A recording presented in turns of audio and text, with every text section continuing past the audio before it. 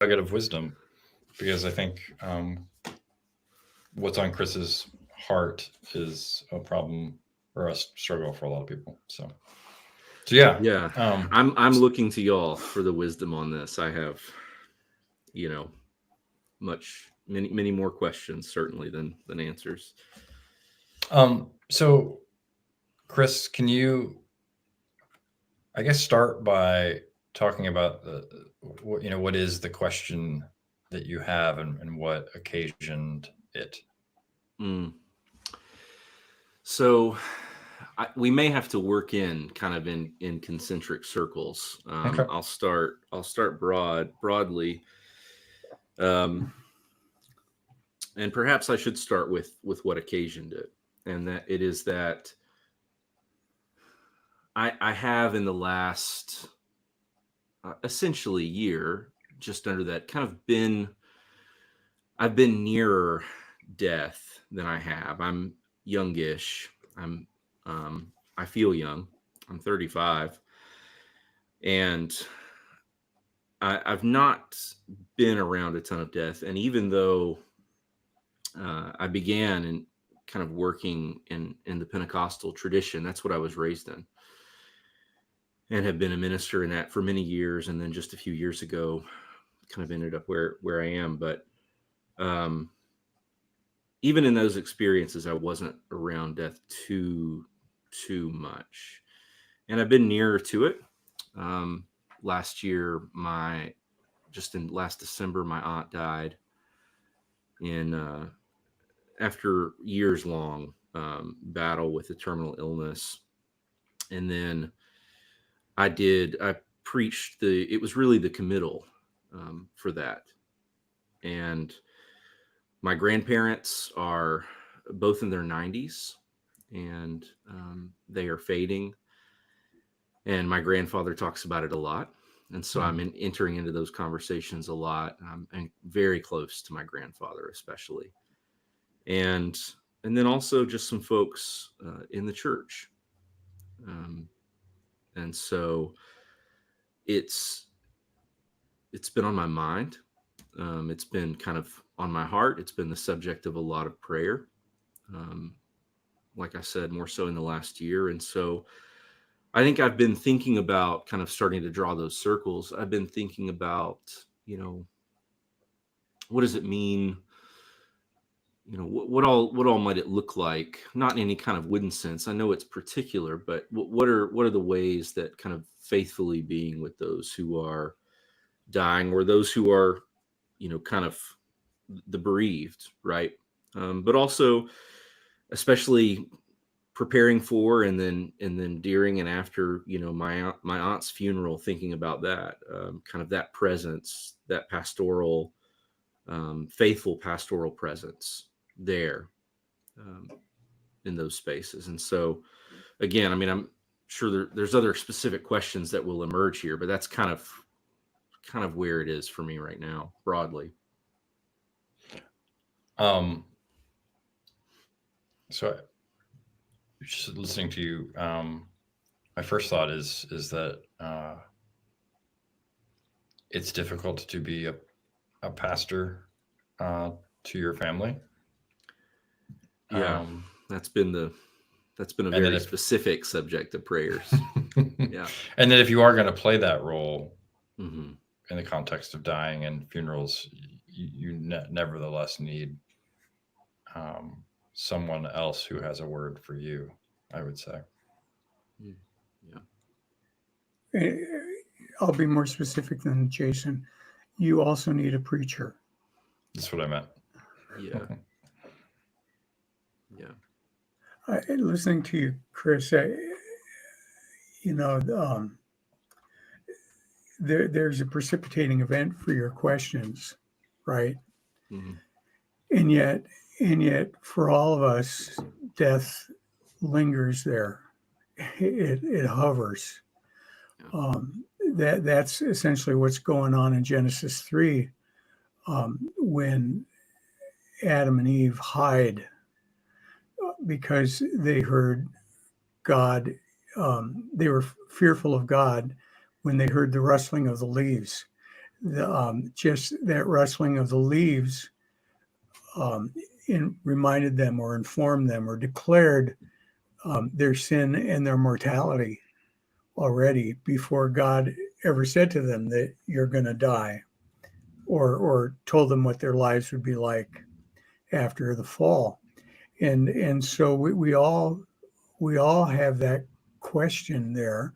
It's the subject of Ernest Becker's Pulitzer Prize winning book, The Denial of Death, back in the 1970s, where he said that, where he argued that's the primary mode of human living, is to be in a constant battle against the power of death. Yeah. And so I didn't know that the subject of death was going to be so located so close to your family and your loves. Yeah. And this has just been brought to mind, so I apparently have a considerable degree of PTSD from my cancer and my own fear of death. And apparently it all makes sense now, but I had to pay money to have it pointed out to me. That gets revisited and compounded every time I'm with someone who's dying. Hmm. And I think I haven't had to play the pastor to anyone in my family, but I do know that the deaths of these people that you're close to are going to come back to you every time you have to do it, to church members and strangers. This thing about death is that deaths are not consecutive; they're cumulative. Mm-hmm. They pile up one upon the other, and the longer you live, the more near it seems. Not just because you're older and the possibility of death looms more clearly, but that you have accumulated all this experience smacking up against it, and death after death after death, and you come to understand how fragile life is. That really, were God's face to turn away from us, all would be lost. And that we continue to breathe only on account of God's graciousness and mercy. Are you so are you on a church staff right now, Chris? I am. Yeah. In fact, it's um, Katie and I, my wife, Katie and I, have planted this church, St. Mary's, here in Chattanooga with Chris and Oh, Julie that's right. Green. That's right. Yeah. Mm-hmm. I think I've got a lot of thoughts, but one of the things I'm most grateful for is um, getting to be with the dying, uh, with Dennis Perry, who was my mentor for a lot of years. Mm-hmm. And we, so I learned how to do it from him, but then I learned how to do it with him, such that when I came to where I am now, it felt strange to do it by myself because we had a rhythm. Um, so it was like my dance partner Yeah. had disappeared. Right. But I think, and Chris makes this point that our dying is a part of our living. Yeah. And I think it's important to learn how to um, do a good job of accompanying families to the death of a loved one.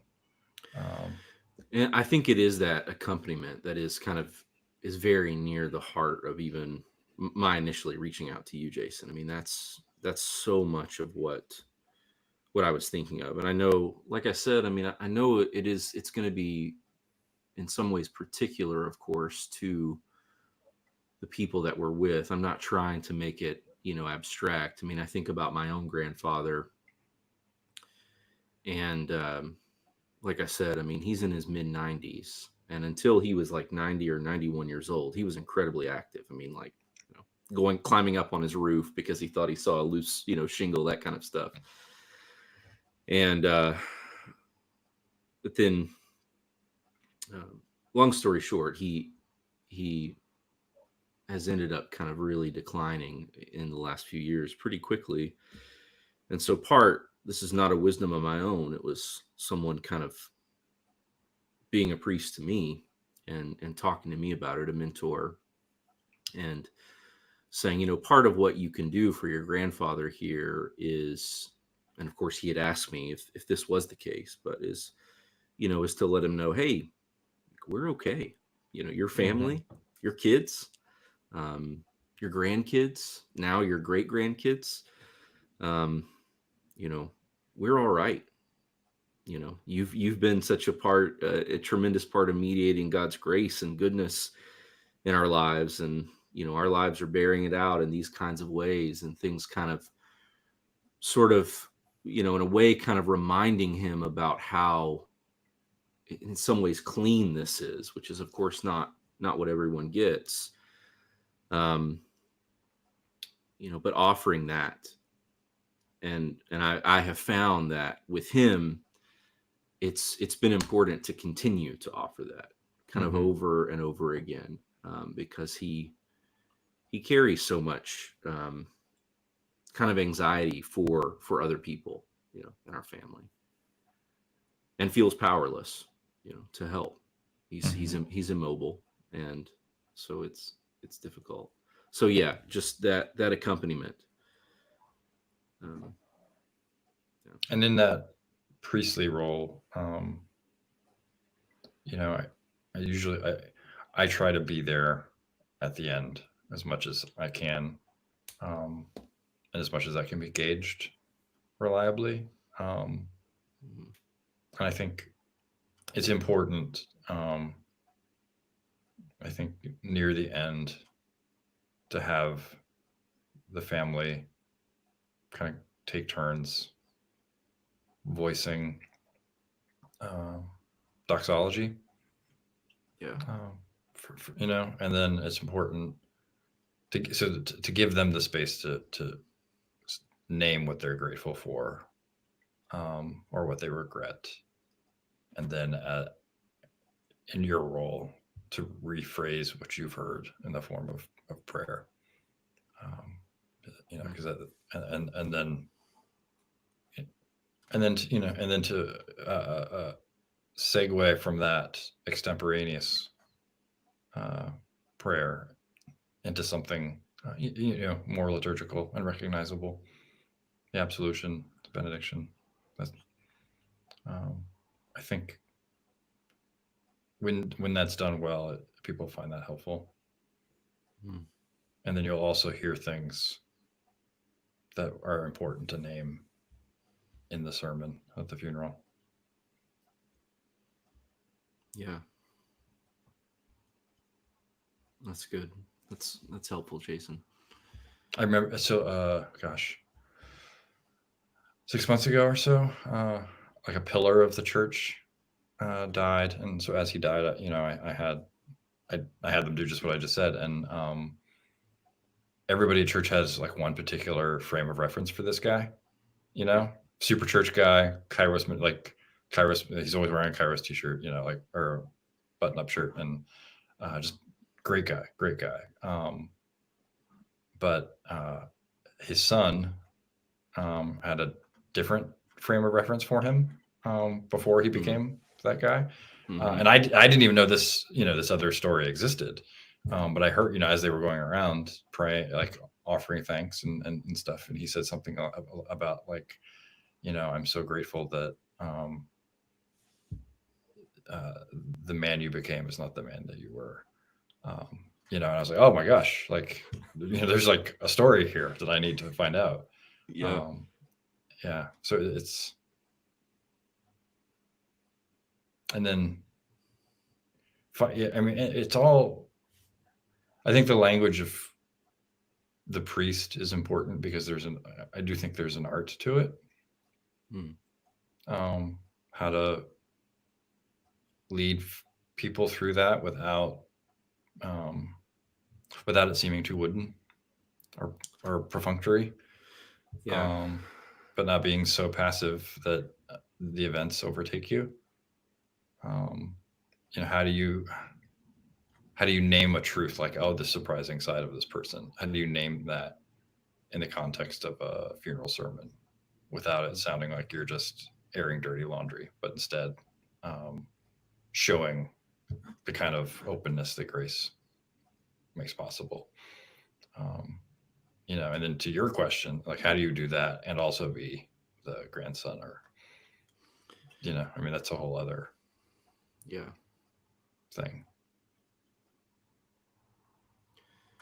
Yeah. I know pastors who uh, play the role of chaplain to their families, and I think um, too often it's to keep the emotions at an arm's length. Hmm. Yeah. I think it helps if, I mean, I'm just the family hero in my family, you know, and just because I have a degree and I'm regarded as a super nice person because I'm a Christian, and not only a Christian but a professional Christian at that. Um, and and so I've been quite reluctant to be the family chaplain. Mm. um, that I really believe that there are people in their spheres that that that are called to be that for them, and yet many of my family members are not connected to the church, and so I'm I'm I'm the node that they connect to through Mm. the church, and so I have some calling, and so in my own mind I I will try to say explicitly, I'm talking now as a pastor of the church and not as brother and son and grandson, and that this is the good news here, and and I've become the guy. See, now my early onset is kicking in, and I can't remember why can't I think of the word for the speech at a funeral, not the sermon, but The eulogy. The eulogy. the eulogy. Jeez. I teach death and dying. I should know this. I've become the family eulogist, because I know how to speak of these matters without being churchy. Mm-hmm. You know that I can speak of the dead in a way that gets at the core of who they are, and speaks forthrightly about them. You know, doing the eulogy at my dad's funeral, he wasn't by any means a Christian, an explicit Christian. He was very spiritual, and finding a way to talk about our many decades long fraught relationship, Hmm. honestly, but also to speak warmly and lovingly and gently about him in a way that um, that served to comfort the people sitting there, and provide at the same time provide a witness for the kind of pastoral care that Christians ought to expect. You know, Yeah. there's a fine line there, but it can be done. And part of the way you can do that, Chris, is to know, for instance, your granddad inside and out. To spend time with him and ask him everything that you can think of about his life, Mm. and write it down. Uh, there will be something there for you to key in on.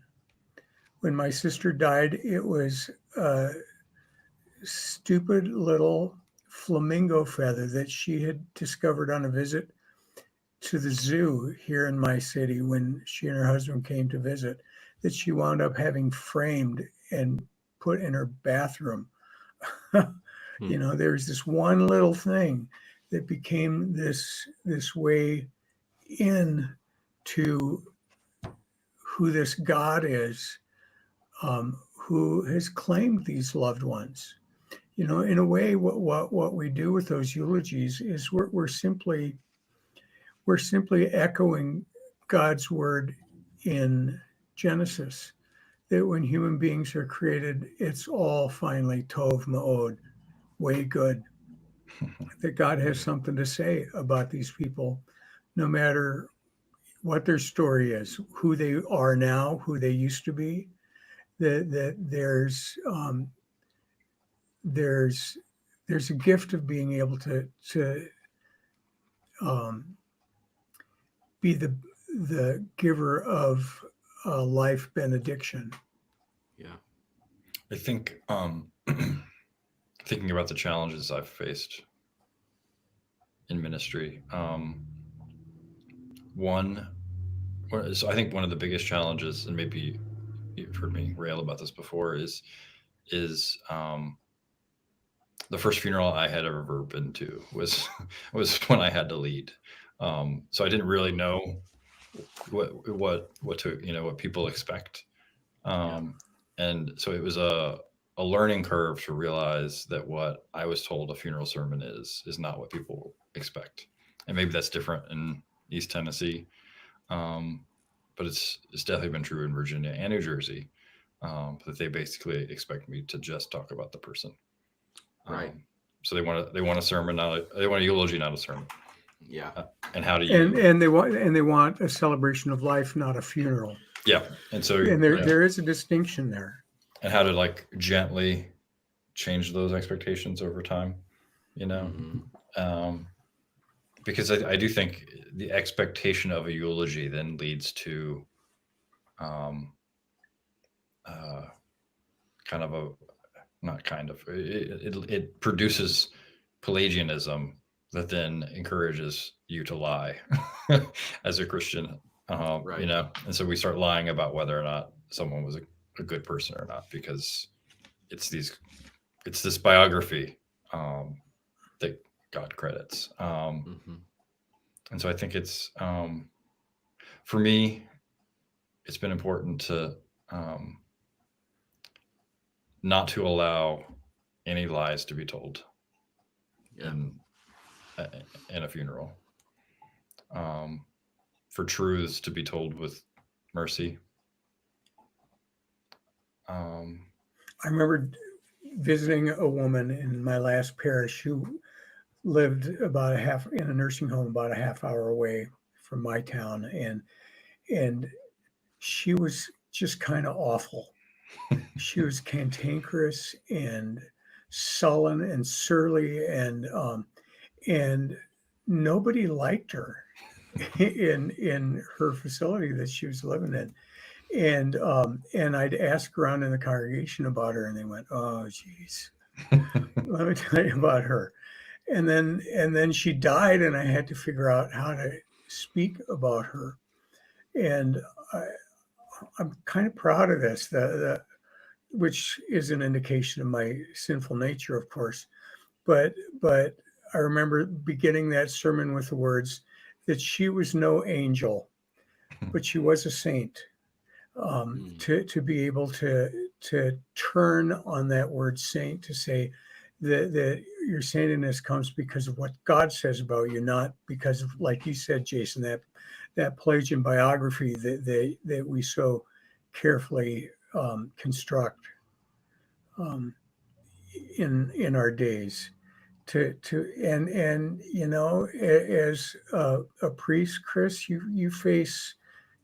If you haven't already, you'll face situations where you're coming into family strife, and there are ways to speak honestly about that without saying, "Man, this is a screwed up family," but to say, this is a really difficult time because there are so many feelings going on. I Yeah. had a colleague who was at the visitation for his dad, and met two siblings that he had no idea even existed. It's happened to me before. Yeah. Yeah.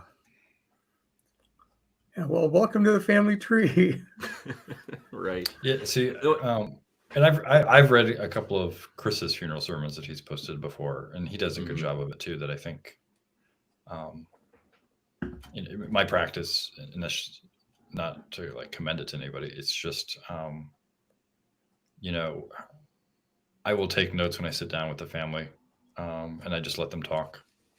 Um, and they'll show memories and things like that, and then so then I've got, um, words and images and details, um, that are important to them, Mhm. and then I will write the sermon as though it was a sermon, but I'll choose the text based on something they said. Um, so I'll write a sermon, and then I'll figure out ways to, um, uh, add detail and flourish to the sermon based with the stuff they've said. Um, Yeah. so it's still about Christ, um, but yeah. So it's affirmative of the deceased too. Um, So often preachers will will meet death head on and say something like, "Well, we face this and we just don't really know what to say." It's just like, pick Yeah. me. I could take that on for you. What do you think you were called to if you weren't given something to say? Paul says in Corinthians, we handed on what was first given to us. Um, mhm. there's Yeah, a word here.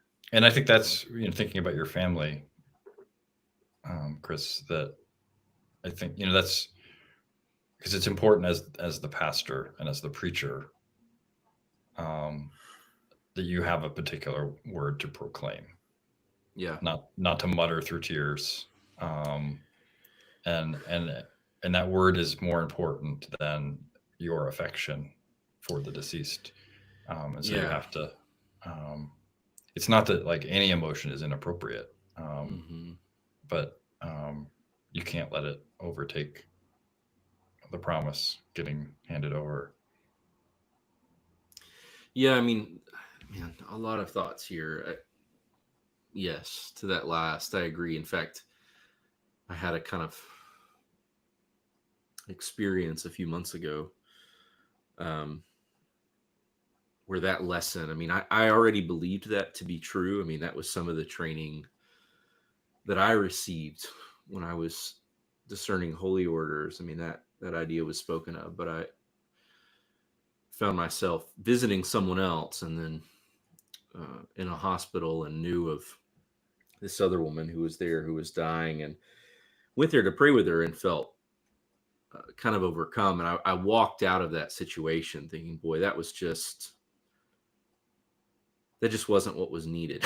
Like my Mm. kind of being overcome by that. I mean, I really, even still, it's painful, for me to think about. But relatedly, the what I hear both of you saying, and the kind of truth telling, right? I mean, death is apocalyptic, right? I mean, it's there's all kinds of revealing going Yeah, on. and yeah, and if you, 'cause I face this challenge with so many families. It's if you don't, if you allow people to lie or to keep secrets, and not tell the truth, what you've effectively done is communicated to the whole congregation that the gospel is not true. Right. That there are some things that aren't safe under the umbrella of God's grace. Yeah. That the church um, trades in a word that can't be trusted. Mm-hmm. Mm. Um, I mean, Jesus's words in John are clear: the truth will set you free.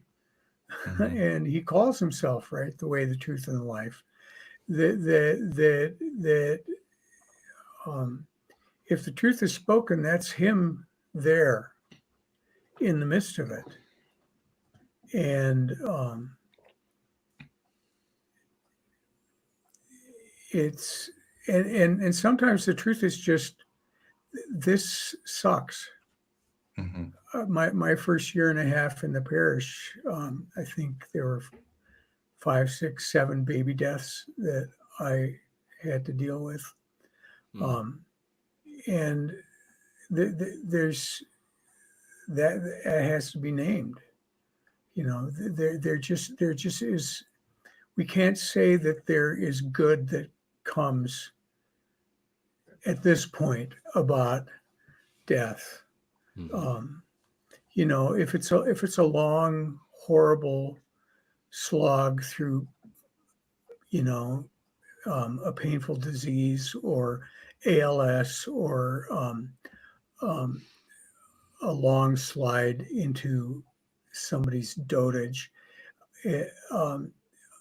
it's appropriate to say, there's an aspect of this that's a relief, that God now has freed us from this burden, that death has come as a friend for us, that we can thank God for this. But so often, when it comes unexpectedly, or somebody who's young, or in their prime, or who's kind of a linchpin for the community, I think it merits being able to say, this is really horrible. Because everybody, it's not like you're saying something that people don't know. Right. Even when you're dealing with a family that's got kind of relational fault lines in it, everybody knows that. And generally everybody around them knows it as well. And, you're not revealing anything. Although, I don't recommend just barging in and saying, using bad words. I think it's always helpful to always put in front of your people, that it's more important. It's more important that the shepherd rather than this individual member of the flock. As that's your vocation. Yeah. And I love that whole shepherd thing. I don't know who it was that I was talking to about that whole Good Shepherd passage, saying the preacher is not the shepherd going after the lost. At a funeral, your job is not to claim the lost. You're the sheepdog, maybe, but yeah. The shepherd is the guy on the cross. You let his word, you let his very being be the thing that goes out and claims. Haven't you been to funerals where the preachers use that as a way to try to get some kind of altar call going, some conversion experience? Yeah, I have. Yeah, I can think of one in particular. And it felt violating. It was. Yeah. So here we go. See, we can finish right now. Chris, don't be that guy. We're done. Yeah. And I've encountered a number of pastors. Ken, they're all about your age, so I don't know if it was in vogue when you were in and we're better than the ones that were before us. But so many funeral sermons are just eulogies that are, a recitation of the person's biography that ends in heaven. That has no need of a crucified and risen God.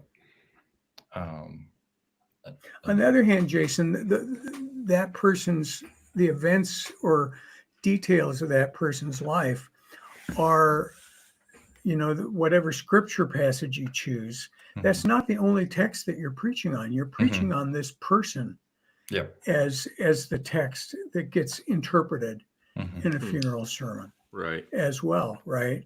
And just as with any scriptural passage, you need to kind of exegete that person's life Mhm. and have a sense of what's going on there. Certainly, the presence of baptism in a person's life makes it way easier to to Mhm. to preach at their funeral. But that not having baptism there doesn't limit us from saying something that is gospel centered. Yeah. Yeah, sometimes or often I'll ask the family before they leave, like, what is the one thing you want people to know about X um, when they leave the service? That if it isn't said, you'll regret. Um, and so, I think you're right, Ken, that um, in the same way that your exegesis of a scripture passage needs to be, distilled down into like a few key points. I think most people, what's important about most people's lives um, can be distilled down. So you don't have to give every bullet point of every vacation they ever went on. But there's a memory or a story that you'll hear that kind of encapsulates everything else. And you can spin the sermon around.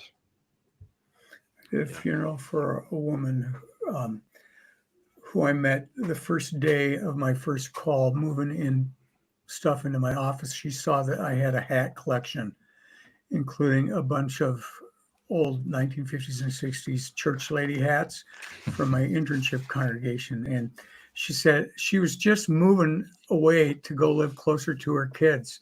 And she said, I'll be right back. And she went home and got me all her old church lady hats and added them to my collection. You know, these things with pheasant feathers and fake flowers and grapes and things and netting and all of that on them. And a few years later, she died, and I got to speak um, of her in this little homily that I did, and those hats were the hinge of everything.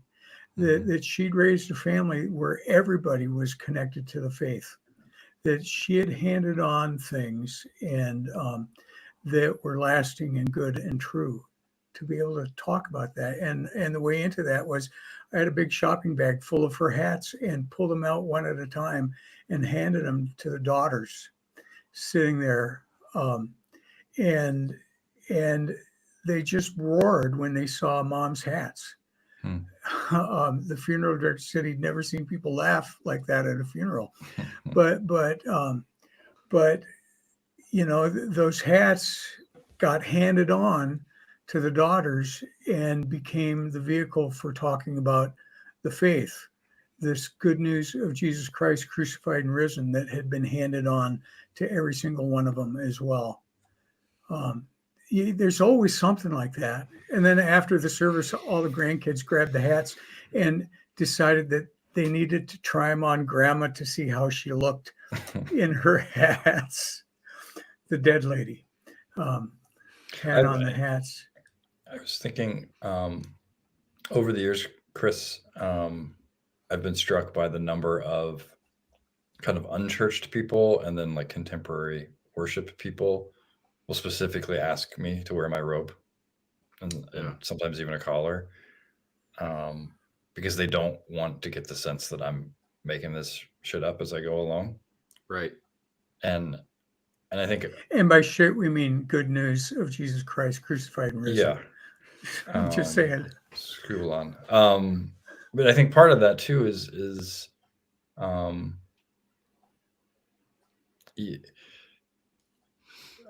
death and funerals. I think is I think for if nothing else for pastoral care reasons, um, they're a time where people need to see and hear you doing actual theological work Yeah. and thinking about death and resurrection. Mm-hmm. That I I just I expect random church people to have a lot of sentimentality when it comes to this part of our faith. I don't understand why I get the sense from a lot of pastors who do funerals that they also can't get past that.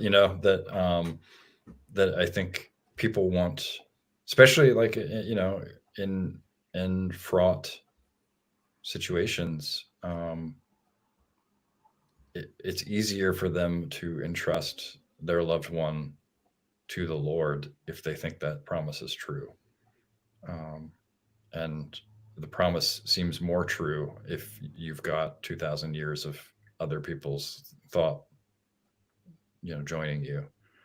Um, and so that's not to say that like a funeral is like the appropriate time for like a theological treatise on the An eschaton. antinomian disputation. But like it's got to be more than like, well, I guess God needed Bob up in heaven because they were out one plumber, or God like wanted another angel. or just how could God not love someone as adorable as Aunt May? Like it's got to be more than that. Our pastor was marvelous at this, recognizing when he had a service where there were likely to be a lot of people who were not connected to the church. And he often led with that to say, here's the deal. You've entered these doors, and now you have a church, and now you have a pastor.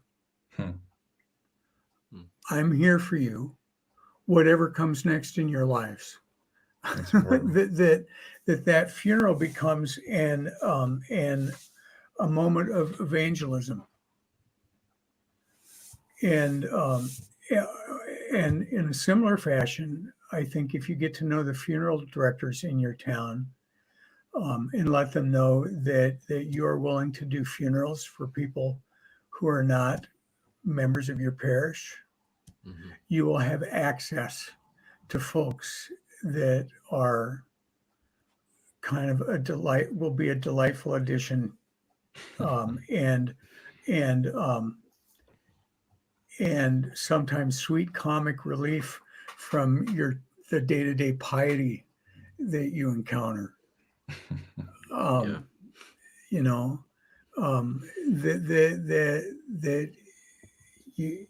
you'll get. It's just amazing who you'll encounter with that stuff, and it extends not only your sense of what your parish is, but also your congregations as well. And I think related to that, and this was hard for me, and so if it happens to you, it's I've done way too many child deaths and suicides that I won't care to think about. But it was hard for me to learn that after those families have been with me through those situations, they never want to see me again. And that was hard to adjust to. And even in those situations, I would rather do 10 of those than one wedding.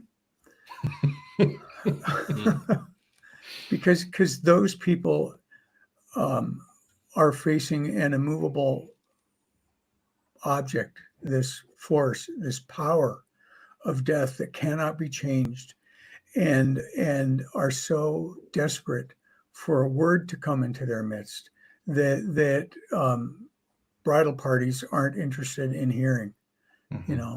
They just wonder how long it's going to take until they can get to the reception, or drive around in a limo and start drinking if they haven't already, and you can't find them to do the wedding license, yada, yada, yada.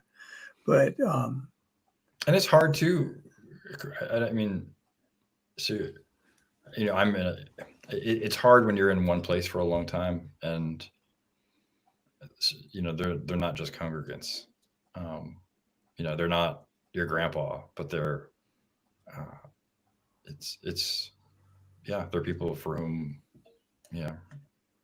you're grieving too. If you haven't read it already, Chris, Thomas Lynch's memoir, The Undertaking, he's your guy.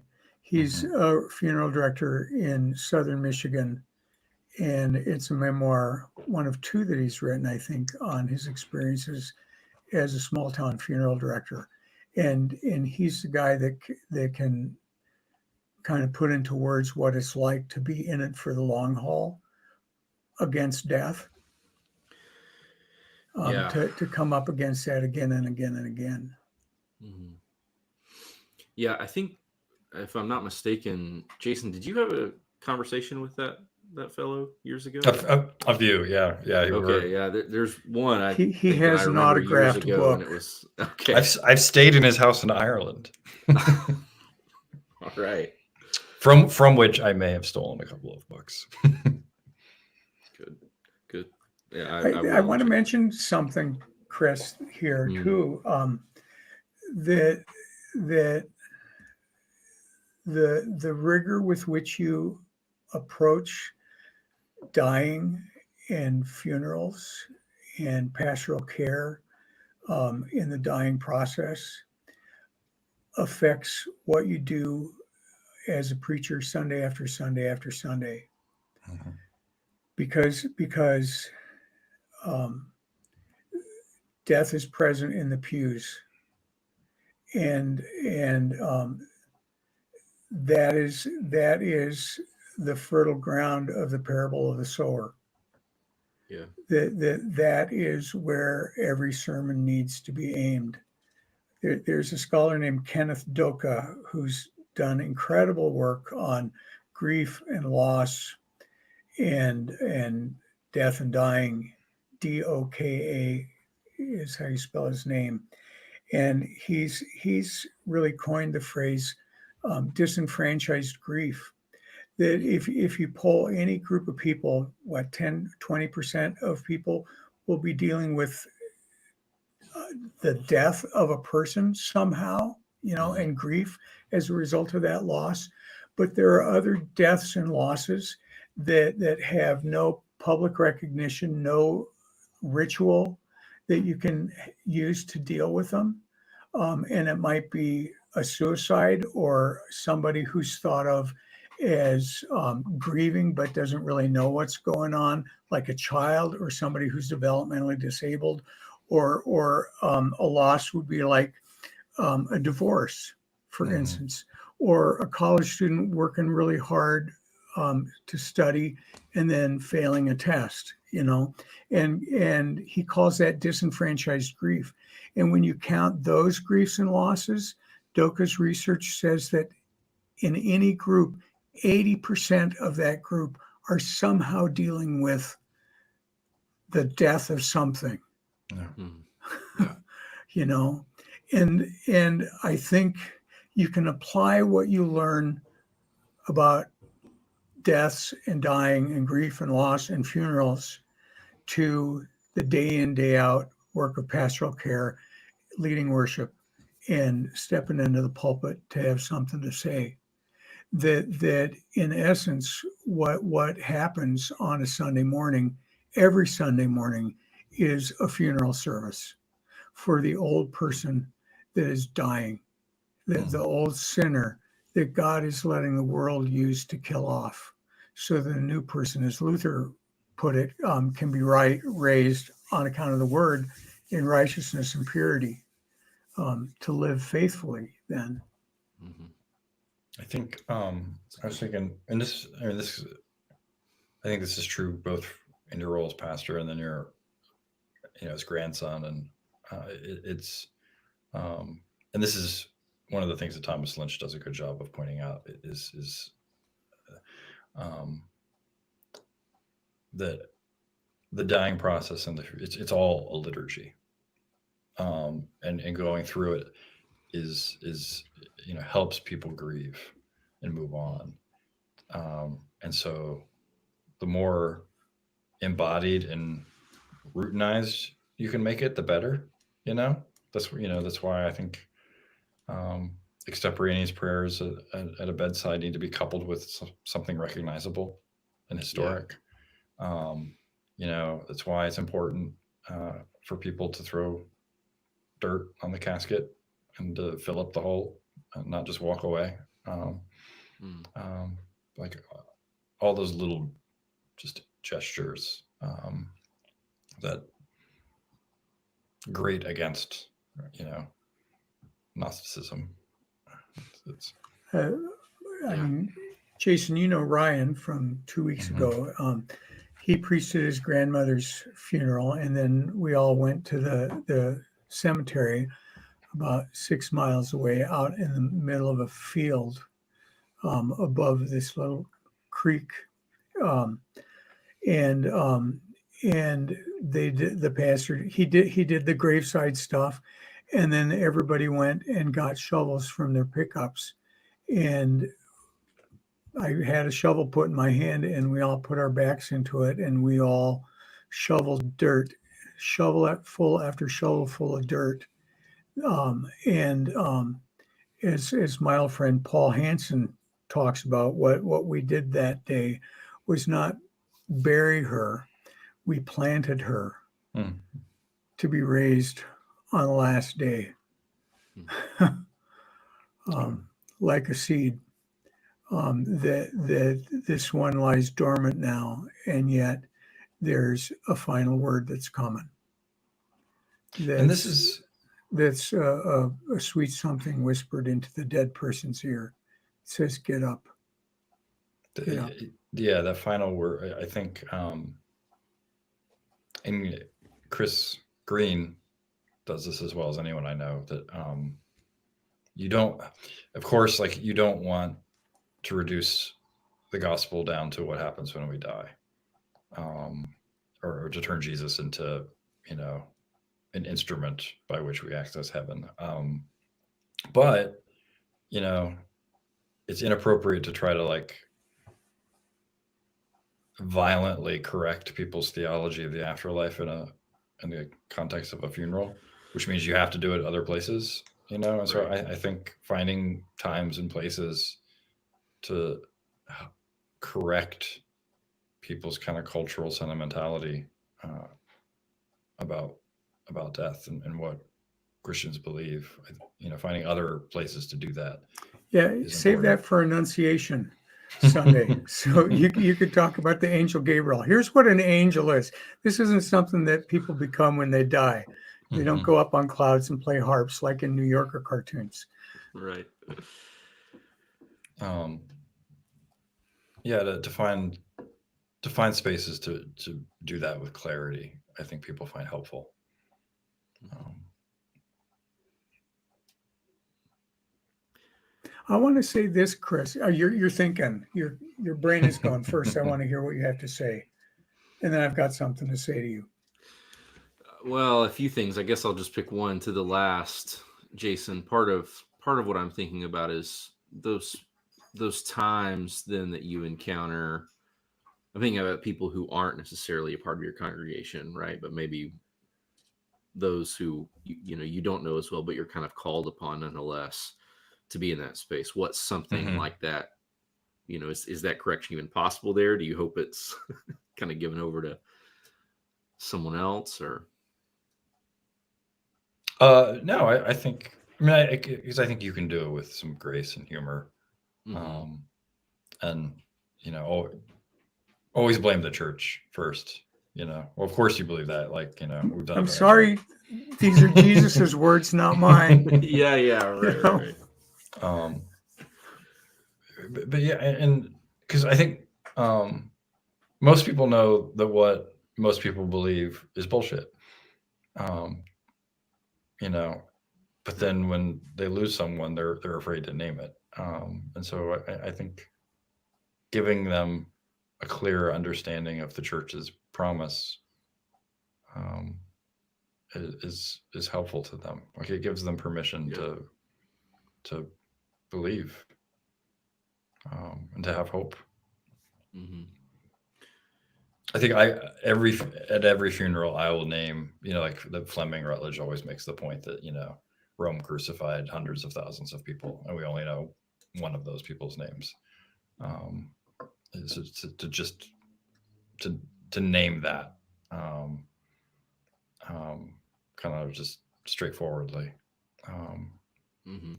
is important. Yeah. What was the thing you had to say, Ken? Yeah. You're going to do this wrong, Chris. Yeah. You're going to get it wrong. Um, and some days you're going to go home and go, man, I rock.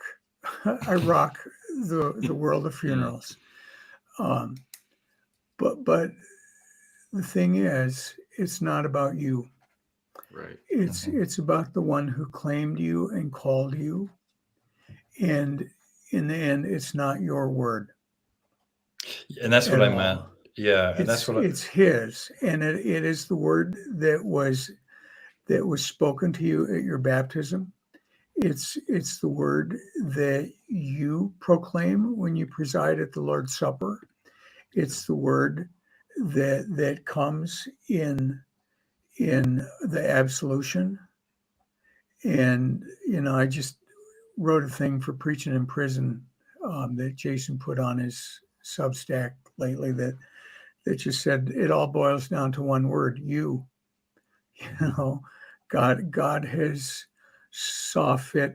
seen fit to name you as His own on account of Christ, and that's something for you to hang on to as the priest in your parish. That you're the one. You know, there's nobody else that word has been that specific word has been aimed at. It's been aimed at you. That's what happened in your ordination, and nobody else has that calling but you. and to hand And that you over to someone else. I mean, that gets at what I was trying to say earlier. Is that um, given that people bring so many different expectations to a funeral, part of part of your calling is to accept that you're going to like you're going to disappoint people, Yeah. and just that's a, that's a hard thing to get adjusted to, um, and eventually those expectations change. But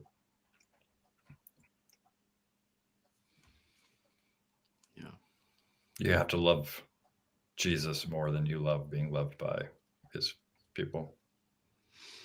including your grandfather, Chris, Yeah. that Jesus overrides all of that, um, and um, and He died so that you have a word on your lips that you can speak to Him as well, to your granddad, a word that says it hasn't all been for naught, and the world that Jesus died for and claimed is in really good hands. Yeah.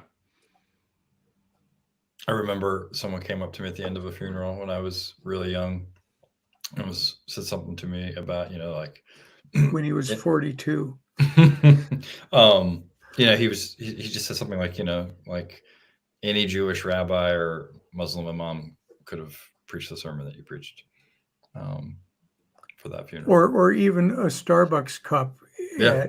at Yuletide, Um, there are all kinds Mm. of places in the world that can deliver nice words. The wonderful remarks that Van Morrison sang about, that was a wonderful remark. Thanks for leaving us in the dark. I mean, so my first funeral, um, uh, she was in my congregation, and her father just went home one day and went to the basement and shot himself in the head. And she forbid me from any mention uh, Mm. of anything other than he, died naturally in his sleep. And I was intimidated by her, and I regret that so much. That happened to me with an AIDS death in the 1980s, at the height of the AIDS crisis. The brother of a parishioner died in California. It was clear that he was gay. We all knew that he had AIDS, and that I was given clear instructions not to mention AIDS at all. And what can you do? I went over and touched that body you know, for everybody that knew that he had AIDS, to speak the truth that this was not anything to fear, that that that there was confidence that comes with knowing who's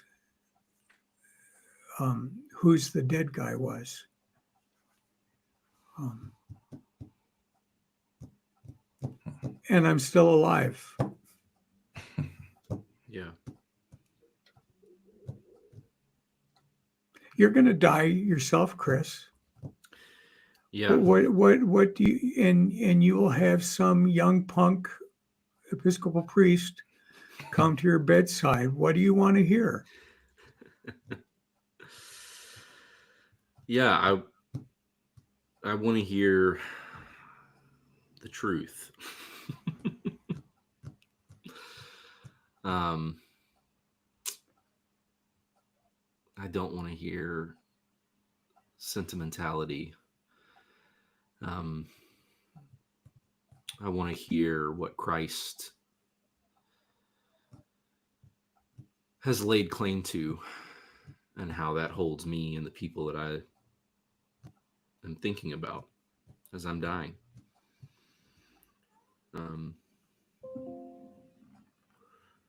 And I think that's part of this for me, to tell you the truth. I mean, that's, as I've been near these people who are dying this summer, my wife and I also had our second child.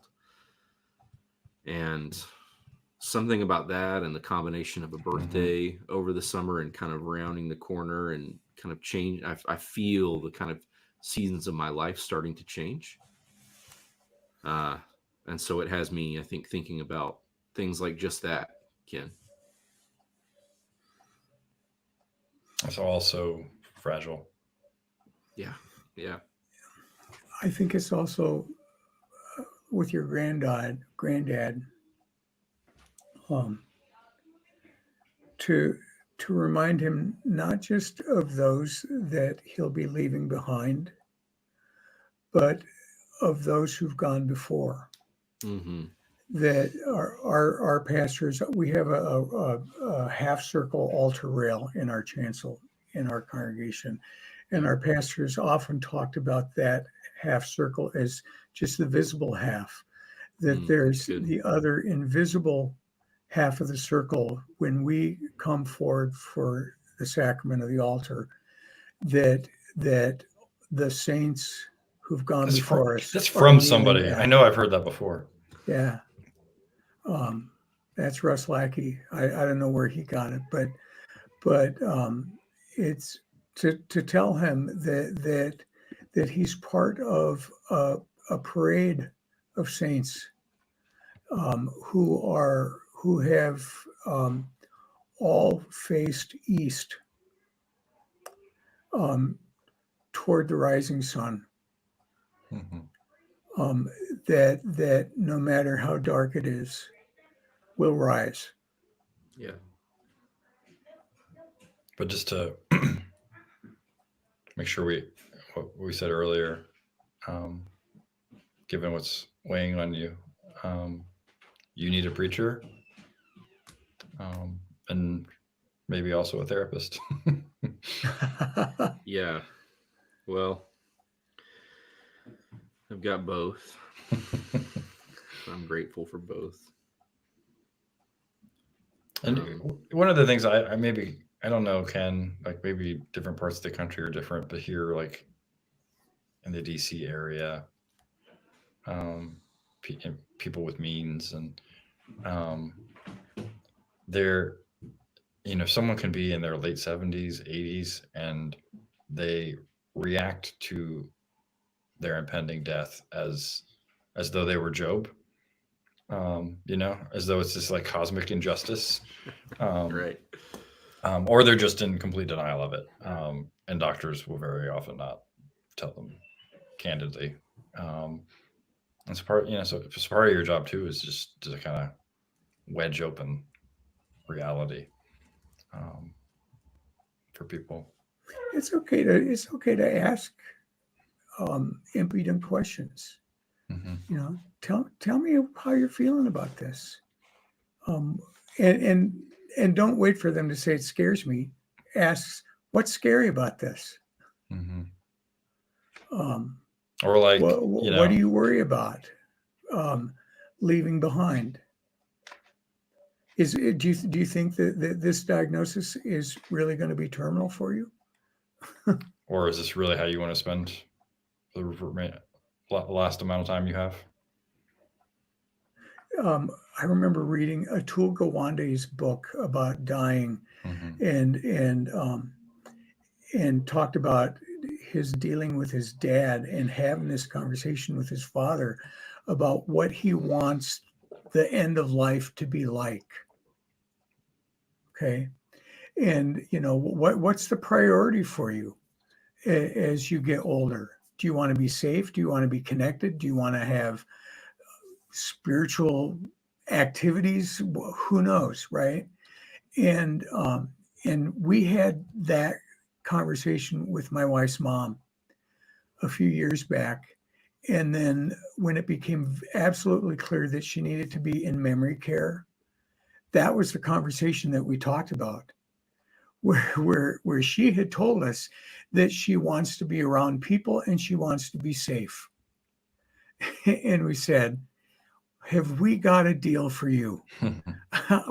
We can help. I mean, it wasn't explicit, but we can help you die the way that you want to die by giving you what the priority is for you, you know, and those kinds of questions are fair game. Ask your grandfather as he gets older and older and less able to do things. What's the most important part of living that you still want to have with you as you come to the end? And this is because so you're planting a church. It's this, you know, so like churches where it's only young people, this is what they, you know, like accompanying the dead is important work for the whole church to do. And if you know, if you don't have people who are going through death, there's a discipleship muscle that you don't get to exercise. Yeah, no, I hear that. I believe that. So you got to find people that look like Ken.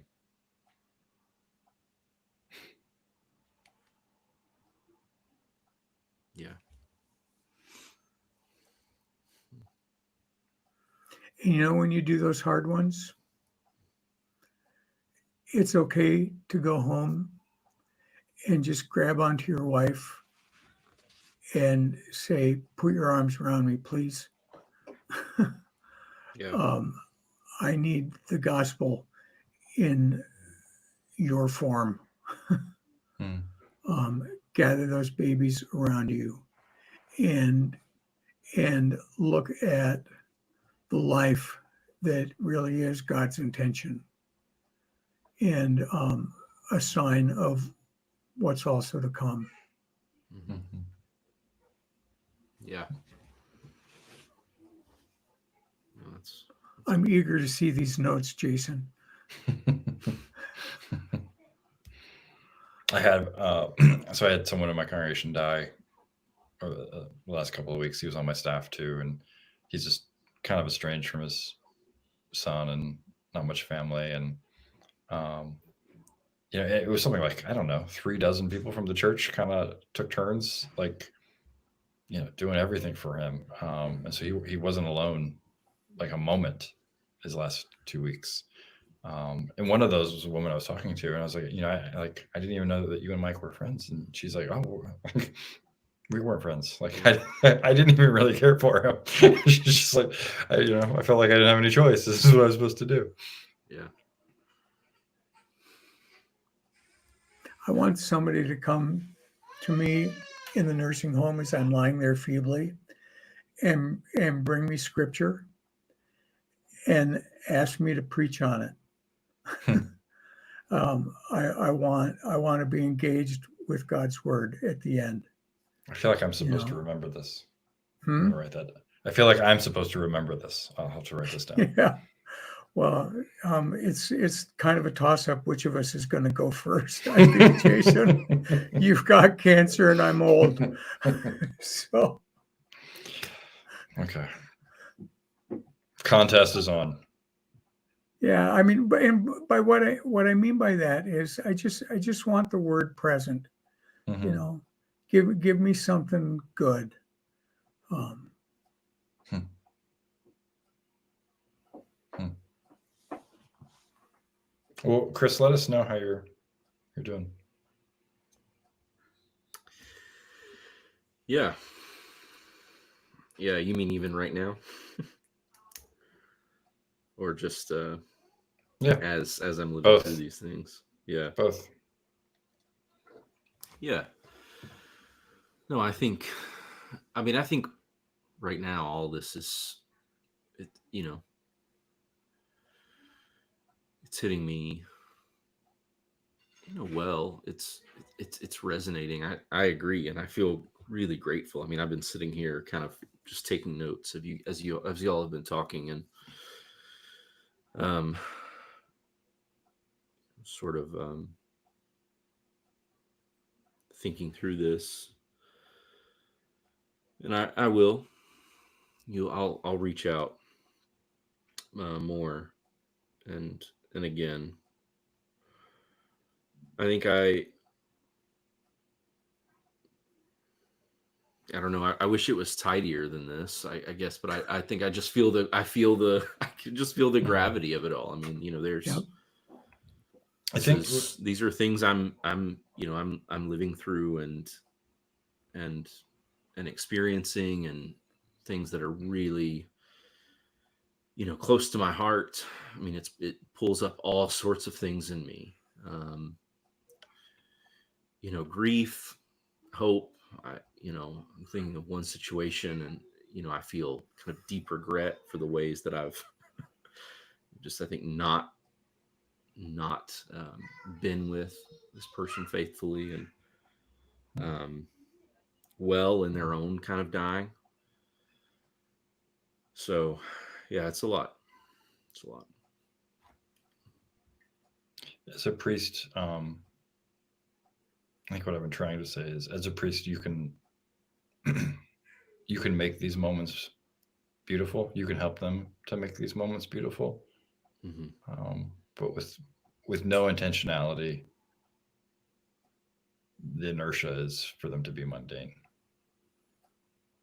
And so I think that's. And and lest you forget, Father Brewer, um, you the the work of being one of the church's public proclaimers is lonely and Mhm. isolating. Even though you've got good colleague there in Chattanooga, right?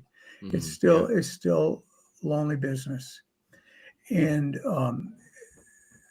you ought not forget that you are surrounded by a cloud of witnesses, Jason and me among them, who are eager to bear you up, like the people who held Moses's arms up, Hmm. um, to to um, to keep him strong, and to make sure that the victory was imminent. And so you're not alone in this at all. Yeah.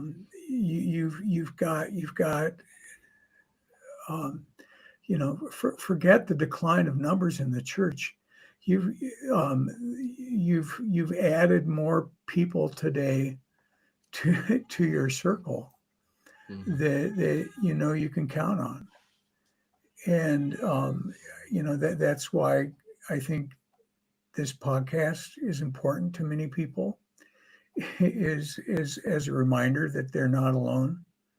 That this particular grace centered take on matters of faith is not something that you're the only one who's ever thought of. That we're here, and I need to be called on to be the person to hold up your arms, as do the others around you. The minute you forget that God has put us here for that reason, you have robbed us of our God-given vocation. And that's breaking the seventh commandment, in case you didn't know your commandments. Thank you, Ken and Jason. Thank you both. Yeah. So, press stop.